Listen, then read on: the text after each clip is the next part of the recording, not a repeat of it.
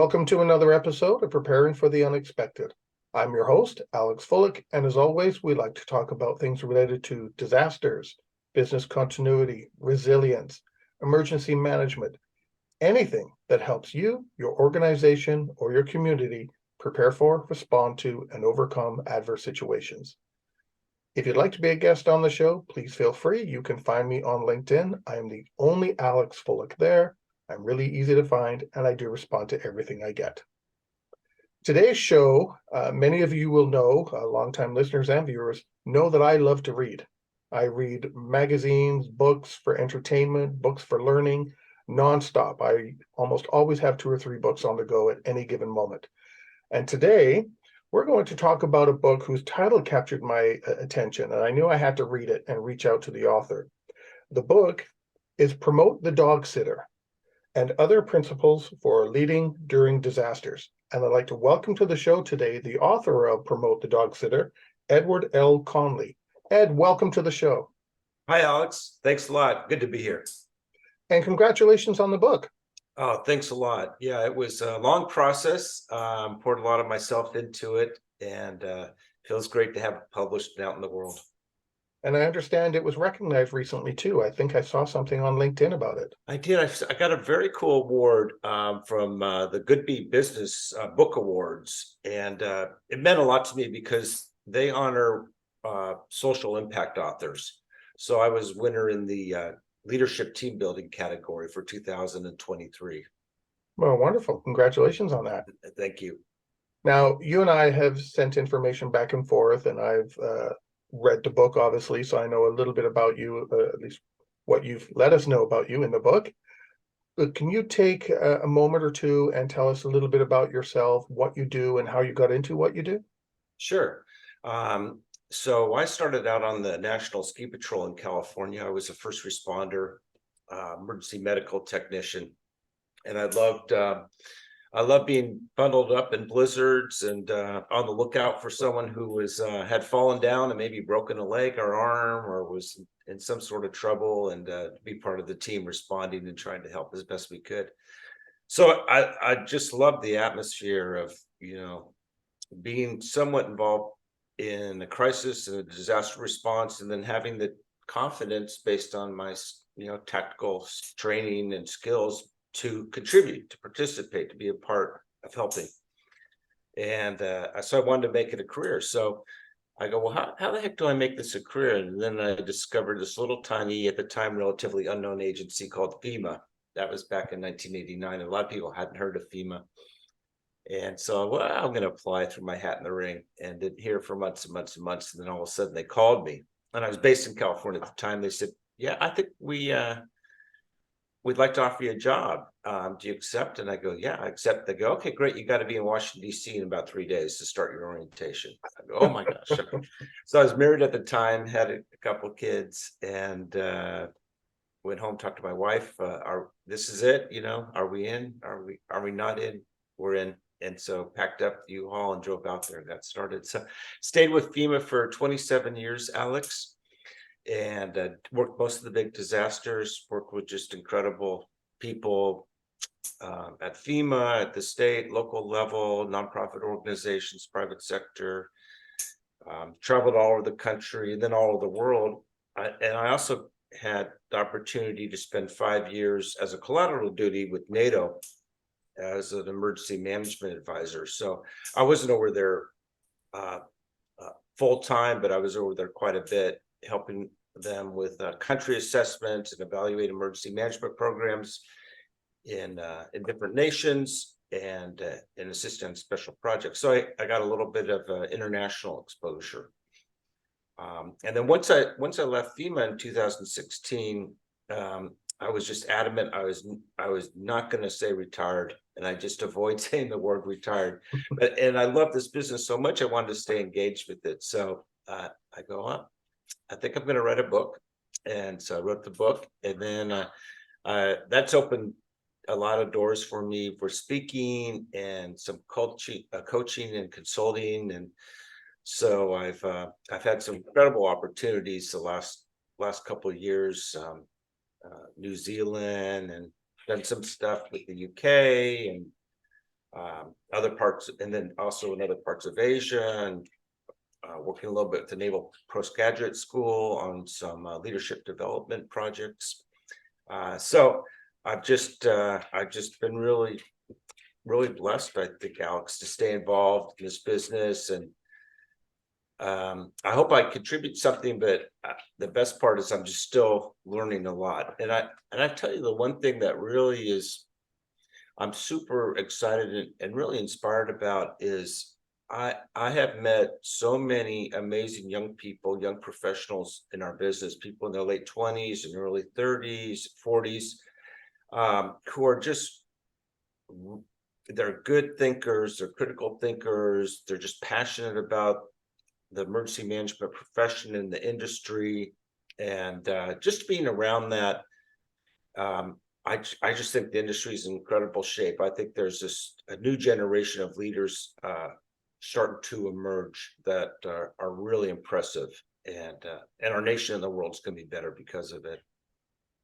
Well, considering all the things that are going on in the world, we need a lot of I don't mean this, it can come across as negative, but fresh blood, and ideas and thoughts to come into emergency management or resilience or business continuity or any industry, because there's so much going on in the world now that a long time ago sometimes would take us 3 or 4 days before we even heard about it. Now we hear about it 3, 4 minutes. So people are so much more aware of what's happening and where need is there. I think so. I think you just hit on it, Alex. There is a requirement and a need for a new generation of crisis leadership in the world right now, and it's the nature of the business has changed. The expectations are super high because we do hear about it so quickly. You expect the response to happen immediately, and then you just look at all the new emerging threats. You have massive population buildup in high risk areas, whether it's on coastal areas, in the wildland urban interface, wildfires. You got the consequences of climate change, and we're trying to understand what sort of challenges that presents. And then you have all the geopolitical aspects and potential consequences of that. You have threats like cybersecurity. I read a very interesting article today, Alex, about bad actors and adversarial nations and what they're doing when disaster strikes. They're looking at disasters as an opportunity to sow distrust and fear and a loss of confidence in our government institutions and our response community. And that poses an additional challenge for this new generation of leaders. They have to now deal with all this inaccurate information that's being propagated on social media. They have to develop strategies and approaches to deal with that. And so we're dealing in a time when, I think lack of confidence and lack of faith and lack of trust in our government institutions is at a very fragile point anyway. And then you have this additional challenge placed on top of that. So there's just a lot of challenges for this new generation, this emerging generation of leadership in our industry. But I'm also just I'm inspired by the people I meet who are entering this profession, who want to be in emergency management, who want to make a difference in the lives of communities, in the lives of people when disaster strikes. And it's going to be a tough job for them. We all have to rally around and support them and help them be successful. But based on the people I've met and the people who are committing their professional lives to trying to make a difference, I also think we're in good shape. Is that why you wrote the book, Promote the Dog Sitter from your personal perspective rather than the theoretical perspective, to help some of these younger generations? So they're learning from real situations, all the good things Ed did and some of the things Ed probably wants to forget that he did, but helping the younger generation learn that way. I did, Alex. Yeah, so that's that's an important process of writing a book, or it was for me, to really identify what people call your avatar, your North Star. Who are you writing it? Who are you trying to reach? Who are you writing it to? Which going to be your audience? And I went through a really helpful exercise at the beginning of the process to um, really try to understand my audience and who my book was for. And as part of that process, I analyzed other books in the genre that were out there. There's a lot in the private sector. There have been written by academics. There's a lot of excellent books, but a lot of them really focused on people who are already in a leadership position, and a lot of them are focused on people are focused more on reputational protection, brand protection. And there weren't many that were written by practitioners who had worked a bunch of disasters. Um, and there weren't any that I could find really focused on the emergent generation, the younger people in the profession, and what sort of things that they may want to look at as they strive to become leaders. So I go, well, I think that's a good fit for me. So so I went back and looked at kind of reminisce about my own history and my own experiences. And I was 29 when I got involved with it. So I go, well, that's a good age. But what sort of things that I wish someone had told me, or what was a good book that I wish I could have read? And that's what I aimed for when I wrote it.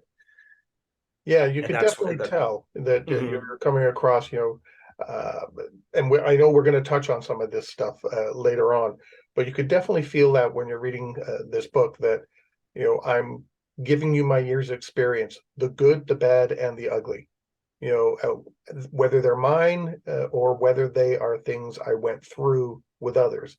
You're definitely sharing the things that, if I was a new emergency manager, I don't know how to face this situation, and there's nothing there to help me, but your book actually does that.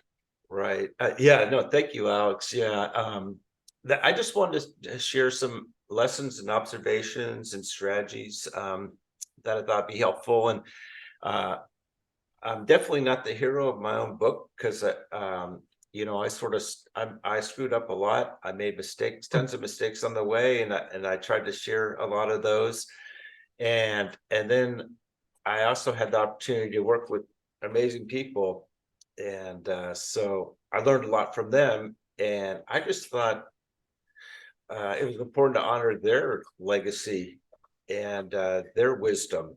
And so most of the good stuff in the book is what I just had an opportunity to be a part of and observed, and great leaders that I had a chance to spend some time with, and I wanted to just share what I thought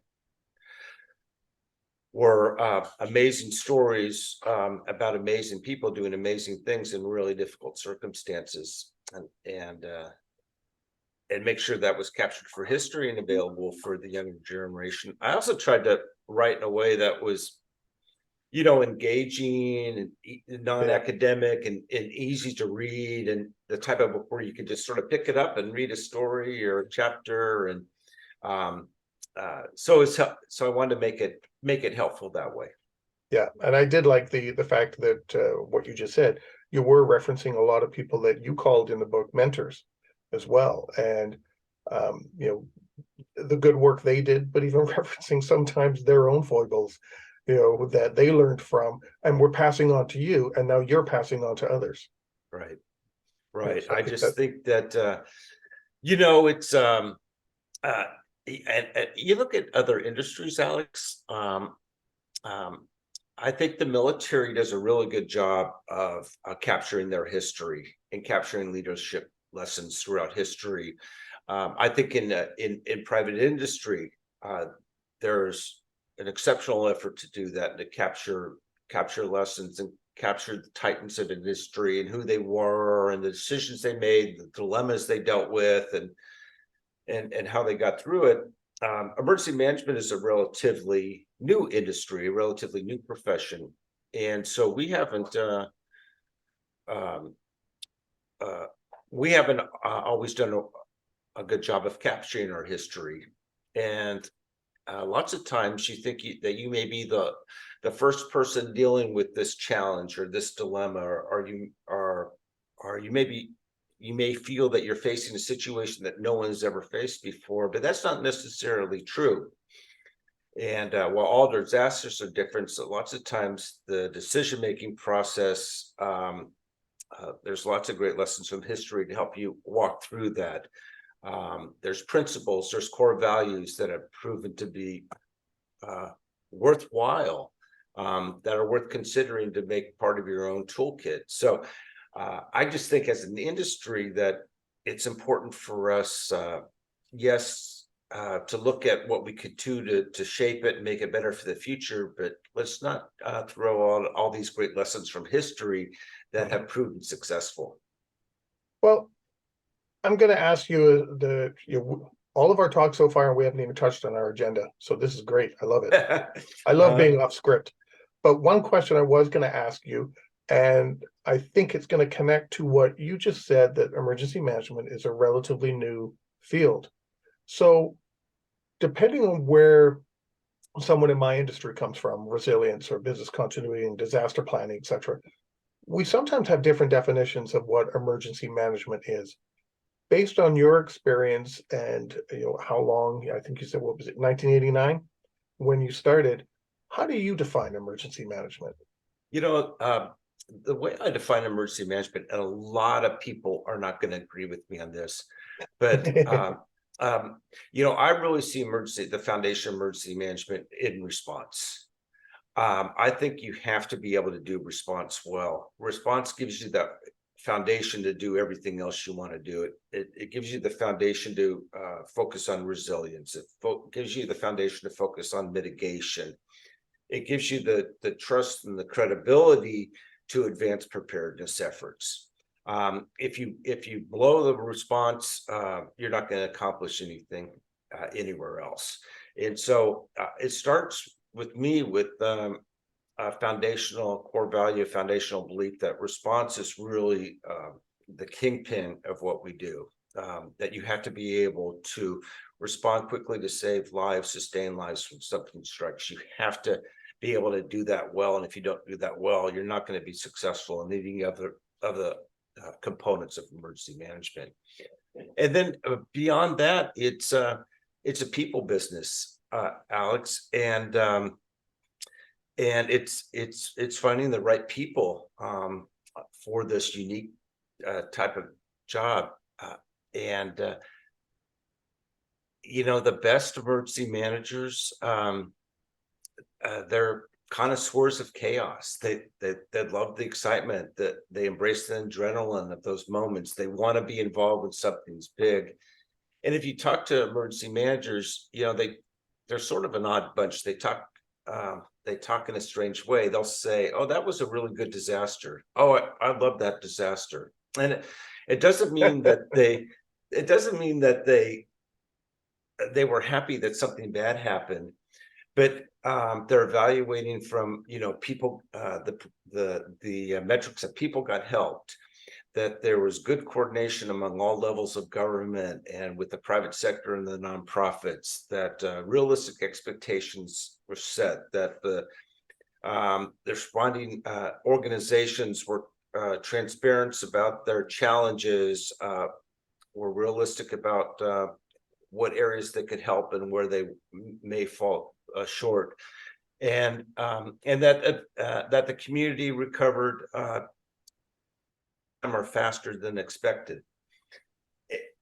And then that's kind of the third component, that what makes an emergency manager, people involved in the business. One thing that I look at, Alex, is people, what do they do after they stop doing emergency management?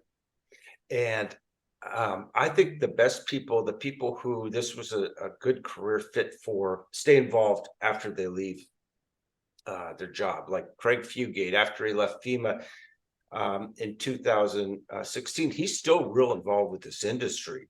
He speaks at conferences, he tweets, he weighs in on topics of the day, and he has so much to give. I'm just so happy he's still giving. James Lee Witt, who was the FEMA director in the 1990s, is still actively engaged. So I think, when I look at people who were a good fit for this job, I see a lot of people who worked in it for 20 years or so, and then they retire, they leave, you never hear from them again. Mm. And I just wonder, was it just a job for them, or was it something more? So I love it when people, after they finish doing the practitioner part, they're still engaged, they're still involved, they're still, and that's a good sign that that was the right career fit for them. Well, it's like you said, it's a people business. I can't imagine a doctor or a nurse retiring and then never helping someone again. I can't imagine that happening. And I can't imagine someone who's an emergency manager or participated in saving lives and so many other things that they do, just suddenly up and walking away and never helping again. You know? Yeah, I can't either. And I use a lot of sport analogies in my writing, my talking. And yeah, you look at people who, reach the top echelons of their sports, and then after they finish being an athlete, the best ones, they're still engaged, right? They're coaching, or they're mentoring younger athletes, or they're commentators on their sport, or they write about it. And it's the same thing, as you said, with the medical profession. They love it so much, and they're still engaged with it, and they people recognize that they still have something to give, and they draw on them. And I think our industry is the same way. I think the best in our industry are those who had a dedicated career, and they're passionate about it, and then after they leave, they're still engaged. Mm-hmm. And I think on that note, that's the best spot for us to end our first segment. Today, we are talking with Ed Conley, the author of Promote the Dog Sitter and Other Principles for Leading During Disasters.